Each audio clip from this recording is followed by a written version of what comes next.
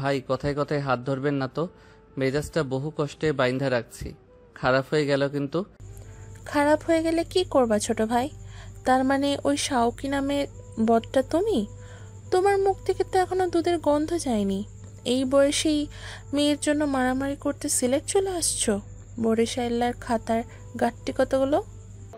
বরিশাল্লা খাতারা গাট্টি। এতক্ষণ শান্ত থাকলেও এই কথাটা আর ওখানে দাঁড়িয়ে থাকা কেউ হজম করতে পারলো না। একযোগে চেঁচিয়ে উঠল, কারা বরিশাল্লা খাতার গাট্টি? স্টুপিড অশিক্ষিত পলিটিশিয়ান কোথাকার, সিলেটি শয়তান! তোদের সেই স্ট্যান্ডার্ড অনেক উপরে আমাদের। মূর্ছনা শুকনো মুখটা তুলে সাউকির দিকে তাকালো, অস্ফুটে বলল, সিলেটি শয়তান বলছেন কেন? স্পেসিফিক একটা গালি দিন না, আমরাও তো সিলেটি।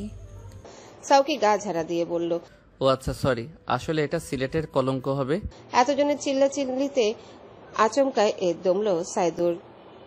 ঠান্ডা চোখে ওর একজন লোকের দিকে তাকালো। লোকটা তৎক্ষণাৎ শার্টের হাত গুটিয়ে নিতে নিতে এগিয়ে যায় সাউকির দিকে, দাঁত খিচিয়ে বলে, এই আমাদের ভাবির হাত ছাড়ো আগে, ছোট ভাই, নয়তো ফল।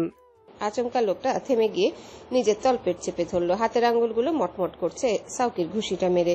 লোকটা কেকিয়ে চলছে। সাদ ভাইয়ের কাণ্ডে চোখ বড় বড় করে জানতে চাইল, কোথায় মরেছিস?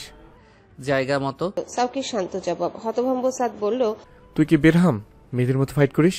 এইসব ট্রিক্স মেয়েরা লাগায়। Be a man. বলেই ভাইকে টেনে নিজের পেছনে আনলো। সে নিশ্চিত এখন এখানে ধুমধুমার লাগবে। আরহানের দিকে তাকিয়ে বলল, মারামারি আপনাকে দিয়ে হবে মনে হয় না। আপনি মেয়েগুলোকে দেখেন কেমন। কথাটা যেন আরহানের খুব ইগোতে লাগলো। বলল, মারামারি আমাকে দিয়ে হবে না মানে?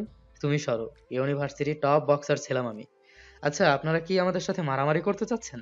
শেষের প্রশ্নটা আরহান সাইদুরকে করলো। সাইদুরের যে লোকটা সাউকির ঘুষি খেয়েছে সে কুকিয়ে উঠে বলল, আমরা তো মারামারি চাইনি, কেবল বাবাকে নিতে চাইছিলাম। শুরুটা আপনারা করেছেন, এখন ভুগেন। সাউকি মূর্ছনাকে ঠেলে একদম আড়াল করে নিজের শার্টের হাতা ফোল্ড করে নিয়ে বলে, কে ভুগবে, কারা ভুগবে? আগে আয়তো কাছে মেঝেতে ফেলে এমন ম্যাকাত করে দেব না জায়গা মতো। তোদের ভাইয়ের তো বউ নেই, তোদের যাদের বউ আছে তারাও থাকবে না। শেষের কথাটা শুনে সানভীর ভ্রু কুঁচকে ফেলে। সাউকিকে ধমক দিয়ে বলে, অশোভন কথা বলবে না, আমাকে বুঝতে দাও। নাফিয়া হা করে তার স্যারের মুখের দিকে তাকিয়ে আছে। এ তো ভদ্রলোকের শিরোমণি। এদিকে তার দলের মেয়েদের টান দিতে এসেছে, আর উনি বলছে যাতে অশোভন আচরণ না করা হয়। নাফিয়ার রাগ উঠল, চাপা স্বরে বলল, তো এখন এদের কিভাবে থ্রেট দেব স্যার? কৃপা করে আপনারা সরে যান, নয়তো আপনাদের অবস্থা খারাপ করে দেব। অনুগ্রহ করে বিশ্বাস করুন। আশ্চর্য স্যার।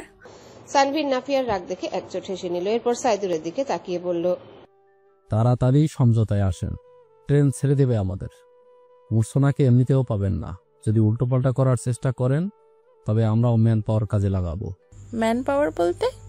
সাইদুর ঠান্ডা মাথায় জানতে চাইল। সানভীর আবার মোবাইল দেখতে দেখতে বলল, পলিটিক্যাল হেল্প পাবো না, তাই বেশ কয়েকটা সংস্থায় গত 2 দিনে চিঠি দিয়েছি আমি। তারা থানায় যাবে খানিক বাদে সাংবাদিক নিয়ে। এতে করে বিষয়টা ভাইরাল হবে আর আপনার দলের নাম খারাপ হবে। দল এতে করে আপনাকে নমিনেশন দেবে না, যদিও আমরা এখান থেকে চুপচাপ যেতে চাচ্ছিলাম। তবে আপনি যদি ঝামেলা বাড়াতে চান তো বাড়াতে পারেন। আমরা সর্বোচ্চ 1 দিন জেল খাটবো আর আপনি দলের নমিনেশন হারাবেন। কার ক্ষতি বেশি হবে সেটা চিন্তা করবেন। সানভীরের অভিব্যক্তি সহজ। সাইদুর থমথমে মুখে তাকিয়ে আছে। এক এক করে সবার মুখের দিকে তাকিয়ে বলে, আপনাদের এত সহজে আমি যেতে দেব না। লুটের কেস করব আপনাদের বিরুদ্ধে। আচ্ছা করবেন, এখন যেতে দিন। ট্রেন ছাড়ার সময় হয়ে এসেছে। আমাদের উঠে বসে স্থির হতে হবে। পাত্রপাত্রী আজ গিয়ে বিয়ে করবে, দোয়া করে দিবেন। নাফিয়া ওর পাশ থেকে একটা কার্ড বের করে সাইদুরের হাতে ধরিয়ে দিয়ে মশকরা করে বলল, আর এই কার্ডটা আমাদের এনজিও। আপনার ডিভোর্সি অথবা বিধবা পাত্রীর খোঁজ লাগলে যোগাযোগ করবেন। তবে কোচি দিতে পারবো না ভাই, আপনার মতো বয়সের পাবেন। ওরা মুখ চেপে হাসছে। সাইদুর আর কোনো কথা বলল না, না ওর লোকদের কিছু বলতে দিল। সানভীর মূর্ছনার দিকে তাকিয়ে শান্ত গলায় বলল, চলো।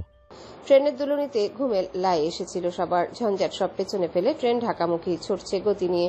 মূর্ছনার মা ঘুমাচ্ছে মেয়ের কাঁধে মাথা রেখে। বাকিরা সবাই ট্রেনে উঠে কেবিন দখলের পরে এখন অব্দি চুপচাপ ছিল। নীরবতা ভাঙল। সাদ ভাইকে বলল, বংশের মধ্যে তুই একটা বিয়ে করতে যাচ্ছিস ভাই? থানায় যেতে যেতেও গেলাম না। তোর বিয়েটা আসলে কোড ম্যারেজ নাকি লাভ ম্যারেজ নাকি অ্যাক্সিডেন্ট ম্যারেজ নাকি অ্যারেঞ্জ ম্যারেজ সেটাই তো বুঝতে পারছি না। সাউকি চোরের মতো হাসলো মুখ চেপে। সানভীর সাদকে জবাব দিল, যে বিয়ে হোক তা তো ম্যাটার করে না, তাদের দুজনের মত আছে এটাই ম্যাটার করছে। আপাতত সবাই দোয়া পড়তে থাকো ওদের জন্য, আমি এই জার্নি জীবনেও ভুলবো না। নাফিয়া স্যারের দিকে তাকিয়ে বলতে চাইলো, আর আপনারা ভুলবেন না আপনার ভালো মানুষই। কিন্তু বলল না। অধীনস্থ সে, যদি স্যার মাইন্ড খায়। বলেছি স্যার, ঝামেলা কি শেষ? লুটের কেস দেবো বলল যে। নাফিয়ার প্রশ্নে সানভীর অল্প হেসে সুপ্তির দিকে তাকালো। সুপ্তি তৎক্ষণাৎ নিজের ফোন করে ভিডিওটা দেখালো সবাইকে। ওয়াশরুম থেকে ফিরে ঝামেলার স্পটে না এসে দূর থেকে দাঁড়িয়ে সাইদুরের দেওয়া হুমকির ভিডিও করেছে লুকিয়ে। বিষয়টা সানভীর দেখেছে।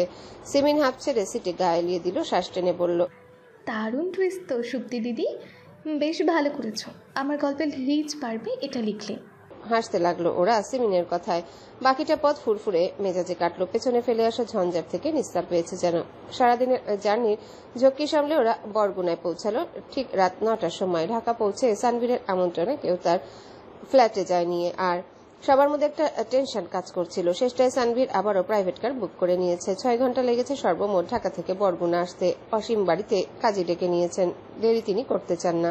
আগে বিয়ে হবে, এরপর কাল সকালে থানায় সাধারণ ডায়েরি করে রাখবে সাউকি মূর্ছনা নিরাপত্তার জন্য। সারাদিন শেষে ক্লান্তিতে ঢুলছিল সবাই। ইফতারে বেশি কিছু খেতে পারেনি যাত্রাপথে। আসার পরে শাহনাজ সবাইকে খেতে দিয়েছে। অসীম কাজী এনে বলেছে, সবাই খেয়ে বিশ্রাম নাও, এরপর বেশি সময় আমি দেব না, বিয়েটা পরিয়ে রাখবো। মূর্ছনা গোসল করেছে। শাহনাজ বের করে দিয়েছে তার বিয়ের শাড়ি আর অসীমের পাঞ্জাবি। হটকারিতায় শপিং হয়নি তাই মূর্ছনা সেই শাড়ি জড়িয়ে শক্ত হয়ে বসে থাকে। সাউকি গোসল সেরে বাবার পাঞ্জাবি পরে এসে মূর্ছনার পাশে বসে।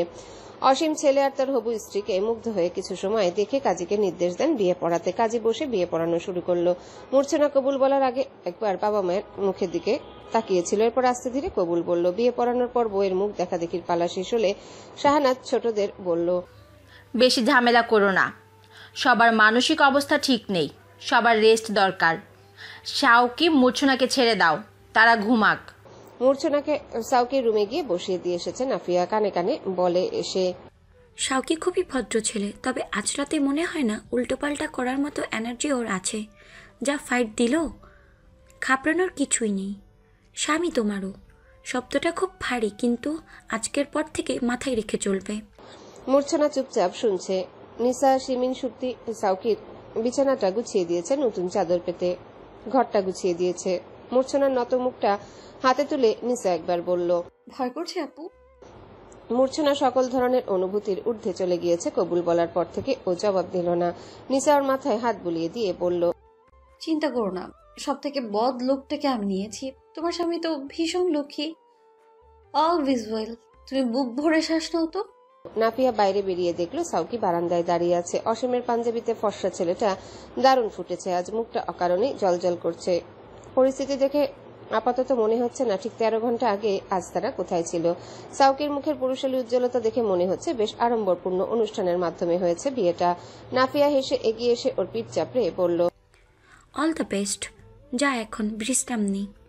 এতক্ষণে সাউকিকে বেশ চিন্তিত লাগছে। ও আশেপাশটা দেখে নরম সুরে বলল, সবাই ঘুমালে যাব, আব্বু আম্মু জেগে আছে, আমার লজ্জা লাগছে, তারা কি মনে করবে?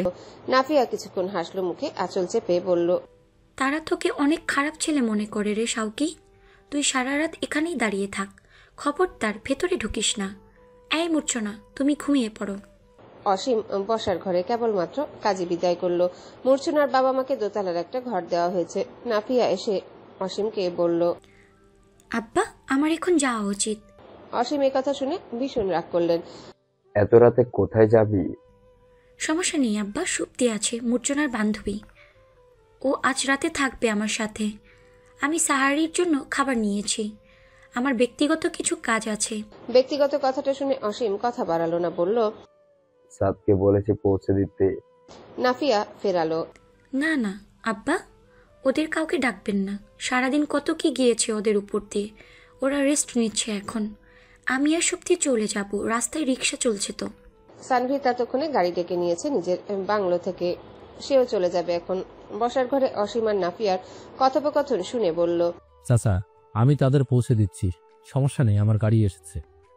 সানভীরের প্রস্তাবে অসীমার না করল না। শুক্তি আর নাফিয়াকে অনুমতি দিল। আমতলার পাড় এরিয়া একদম নিরিবিলি সেই সময়। নাফিয়ার বাসার উঠানের বাতি জ্বলছে না, সম্ভবত বাড়িওয়ালা বাড়িতে নেই। রাস্তায় সোডিয়াম আলোটার নিচে দেখা যাচ্ছে সানভীরের গাড়ি থেকে নাফিয়া হাসি মুখে নেমে ধন্যবাদ দিল সানভীরকে। সানভীর জবাবে হেসে মাথা নেড়ে চলেও গেল। নাফিয়া শুক্তির হাত ভর্তি ব্যাগ বৃষ্টির ফোঁটায় ফোঁটায় পড়তে শুরু করেছে। নাফিয়া দৌড়ে অন্ধকারে হাতে ঘরের সামনে এসে দরজা খুলল। শুক্তি ঢুকলো আগে, ঢুকেই আলোটা জ্বেলে দিল। নাফিয়া হাত থেকে বোঝা নামিয়ে দরজা লাগাবে, ঠিক তখনই একটা ধাক্কার মতো খেলো।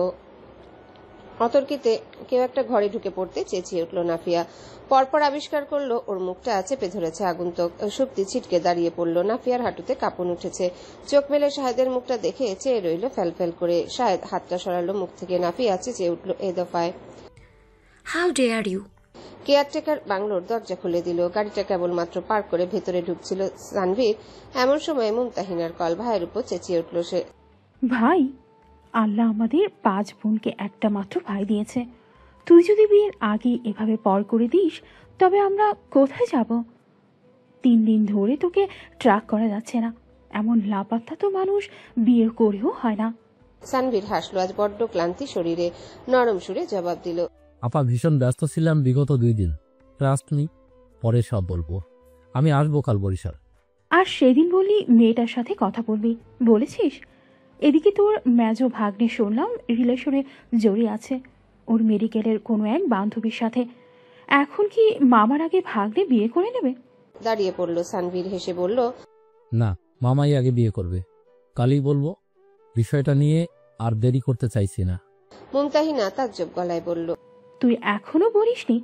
কি অদ্ভুত লোক রে তুই। আচ্ছা, তোর আর বলতে হবে না। কাল আমি আসছি অসীম কাকার সাথে কথা বলতে। সকাল সকাল চলে আসবো। এদিকে ঘটনা ঘটে গেছে। শাওকিরও বিয়ে করেছে হুট করে। আসার সময় উপহার নিয়ে এসো। নতুন বউ আছে এ বাড়িতে। হঠাৎ করে বিয়ে? আগে এসো, তারপর বলছি। রাখছি। মুমতাহিনা কল কাটলো। সানভীর সিঁড়িতে পা রাখলে কেয়ারটেকার বলল, খেয়ে এসেছি। তোমাকে যা কাজ দিয়েছিলাম করেছিলে? ক্লান্তিতে ঢুলছিল সানভীর। চুপচাপ ঘরে ঢুকলো। নিজের এই বাংলোটা পরিষ্কার করাতে হবে, নতুন করে ডেকোরেট করাতে হবে। এবছর বিয়ে করলে বউ নিয়ে বেশ কয়েক মাস এখানে নিরিবিলিতে সংসার করবে বলে ঠিক করেছে সে। বাংলোটা আব্বা গড়েছিলেন মায়ের সাথে নিরিবিলিতে বুড়ো বয়স পার করবেন এখানে, তাই। কিন্তু কাজ শেষ হবার আগেই আব্বা চলে গেল। সানভীরের কাজ হবে বছর বছর এখানে ভ্যাকেশন কাটানো। জীবনটা এখন কেবল নিরিবিলি আর আরামের ভুকারি। মনে মনে একটা নিয়ত আছে সানভীরের, যেই ওর বউ হয়ে আসুক সে যদি কর্মজীবী থাকতে চায় থাকবে। ব্যক্তি স্বাধীনতায় মোটেও হস্তক্ষেপ করবে না সে। তবে সানভীর বিয়ের পরপরই বেবি নেবে তাকে বলে। সানভীরের অনেকগুলো বেবি থাকবে, একদম ঘর ভর্তি বেবি। নাফিয়া যাওয়ার পরে আরো আধা ঘন্টা সাউকি ঘরের বাইরে দাঁড়িয়ে রইল। নার্ভাসনেসে ঘেমে পিঠের কাছের পাঞ্জাবি ভিজেছে তার। গলার কাছে দুটো বোতাম খুলে কাগজ নেড়ে বাতাস করতে করতে ঘরের ভেতর উকি দিল একবার। দেখে নিল তার বিছানায় একটা মেয়ে গুটিসুটি মেরে ঘোমটা টেনে বসে আছে। দৃশ্যটা দেখে একদফা শিউরে উঠল। ও কেমন ভয়ানক পরিস্থিতি। সাউকি আশেপাশে তাকায়। ও ভেতরে ঢুকে দরজা লাগালে কেউ হাসবে নাকি? ভাইয়া ভাবিদের নিয়ে রুমের দরজা কিভাবে লাগাতো ভেবে ভেবে সাউকির মাথা খারাপ হচ্ছে। সিগারেট খাওয়ার অভ্যাস থাকলে মেজো ভাইয়ের কাছ থেকে একটা চেয়ে আনতো। সেদিন দেখলো আরহান দুলাভাই কত ইজিলি সিমিনের ঘরে ঢুকে দরজা লাগিয়ে দিয়েছে। এতটা সাহস থেকে আসে এদের? সাউকি পারছে না কেন? তবে কি সাউকি পুরুষ নয়? বেশি মাথা খারাপ আর করতে চাইলো না। গা ঝাড়া দিয়ে গলা খাকারি দিল। নিজের পুরুষালী দাম্ভিকতায় শান দিতে হবে, নয়তো মেয়ে মানুষ কন্ট্রোল রাখা যায় না। এরা যদি জেনে যায় এদের স্বামী চূড়ান্ত পর্যায়ের ভদ্রলোক, তবে মাথায় চড়ে নৃত্য করতে চায়। শুরুতেই একটা ব্যাড বয়ের ইমেজ নিয়ে বাসর ঘরে ঢুকলে বইয়ের মধ্যে একটা ভয় কাজ করবে। স্বামীকে তখন বেশি মূল্যায়ন করবে। আর এমনিতেও মেয়ে মানুষ থরথরিয়ে কাঁপলে বেশি সুন্দর লাগে। যে ভাবা সেই কাজ। বুক ফুলিয়ে শ্বাস টেনে ঘুরলো ও। প্ল্যান হলো ঘরে ঢুকে বেশ ভাব নিয়ে বসতে হবে বিছানায়। মূর্ছনা রহমান ওর পা ছুঁয়ে সালাম করবে না বোধহয়।